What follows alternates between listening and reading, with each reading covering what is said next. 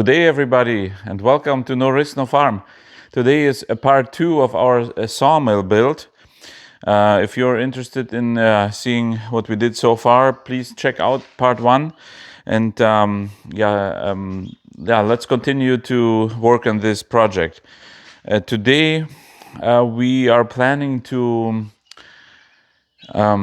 assemble the main head of the saw, and we'll see how far that goes. Basically, we have two modules to assemble today. One is the saw head itself, and the other one is the engine unit, and then bring them both together. You see behind me lots of boxes. I mean, I would say the majority is gone already, all the big boxes, and the biggest one left is the one where the engine is in. And let's get started and see how it goes. The first step of the sawmill head assembly is done here. We have the rollers installed on both sides. Right now it's all hand tight because we have to bring every single piece in place, and then we can tighten it completely.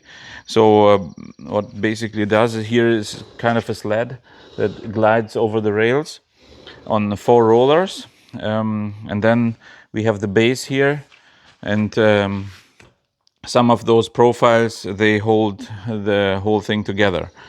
We had to figure out some or how I actually will work for the work direction. So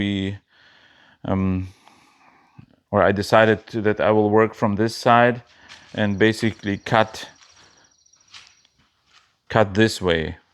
This will be my direction, so that I can load the logs from this side onto the table.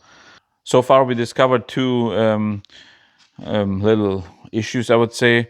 The one thing was we had to recut some of the threads. They were kind of clogged up with stuff, and or maybe not quite accurate.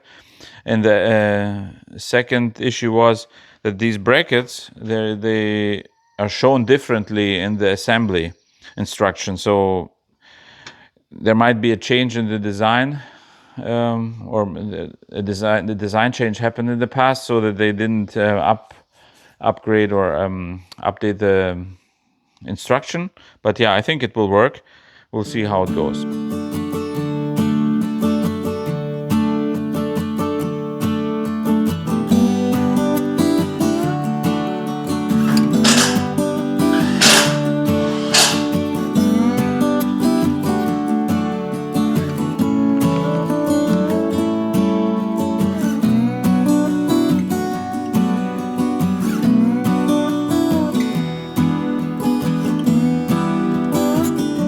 So the main structure of the saw head is assembled now. It has different components like the base plate, and also here a protection bar, and some supporting legs here in the back. So it sits on some rollers here on the track, and right now we're installing here some counter rollers that hold the head on the track. Basically, some rollers sit on top, and some counter rollers sit underneath this track here. Another little detail I want to show you is this little felt pad. Each of those is sitting here in this housing, and it's meant to keep the track clean. That's one purpose. And the second purpose, so it's supposed to be soaked in some oil, and then it lubricates the track while the head is traveling back and forth.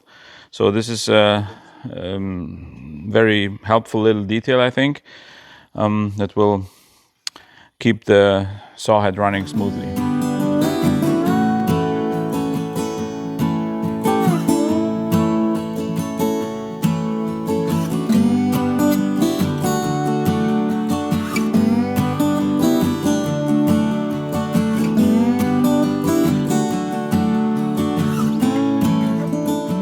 Just finished one of the more complicated parts here so far. We installed those cables here.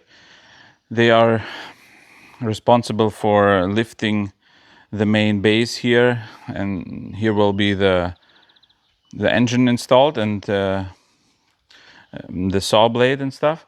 So, and it's connected to this handle. Basically how it operates is by turning the handle clockwise, it lifts the whole base here, and the saw head will be lifted as well according to the needed height. Next step will be we will cover up all these corners here for protection, and then continue to work on this piece here.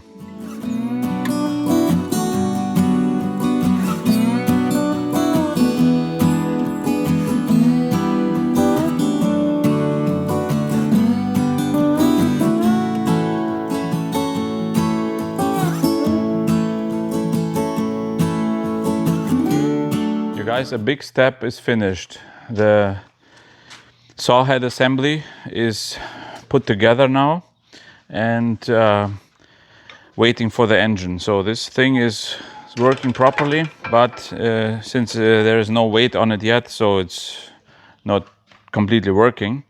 But what we did now, we installed already the blade guides. You can see them here. That allows you to cut smaller logs and have the blades supported closer to the log itself. This is one additional thing I ordered. It's not stock. I ordered it custom. Those are ceramic blocks in there, and they're supposed to protect the blade a little bit better. On top of the head is the lubrication tank installed, which will contain liquid for cooling the blade and keeping it running smoothly. Here we have the main lever, which will be hooked to the engine. And here is the big space for the engine. This is our next step. And here you can see the engine. It's a 18 horse electric start engine. We will assemble it now to the saw head and see how that goes.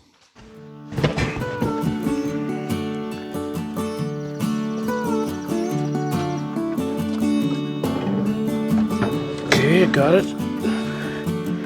Nice. Fits perfectly here.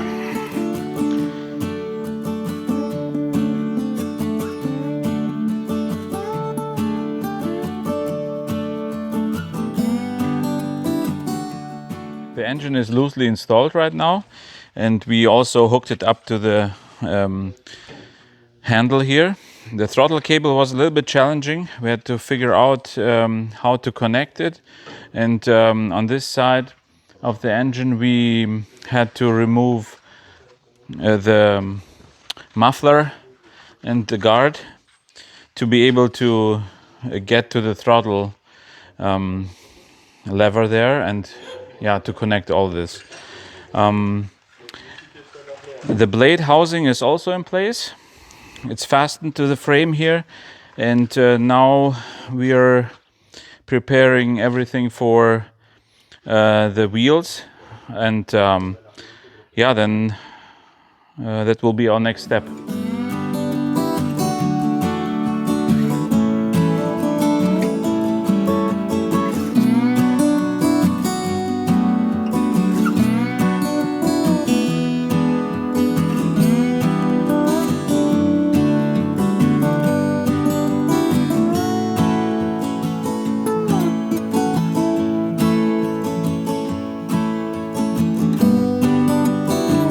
Finally, the installation says install the drive belt. Now is the moment of truth, you guys. Here is the drive belt. Everything is prepared and we have to put it on. Let's try it. Okay, this is team effort here. Okay, watch your thumb. Okay, there we go. Here we have a special wheel tensioner to give some more tension on the belt, and yeah, that will be necessary here, that's for sure. So we have a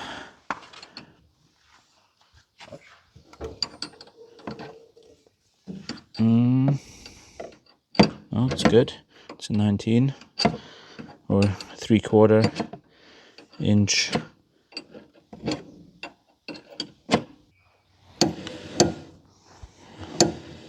Everything is nice and tight. It's good. All right, guys, unfortunately we can't finish the project today. We ran into an issue.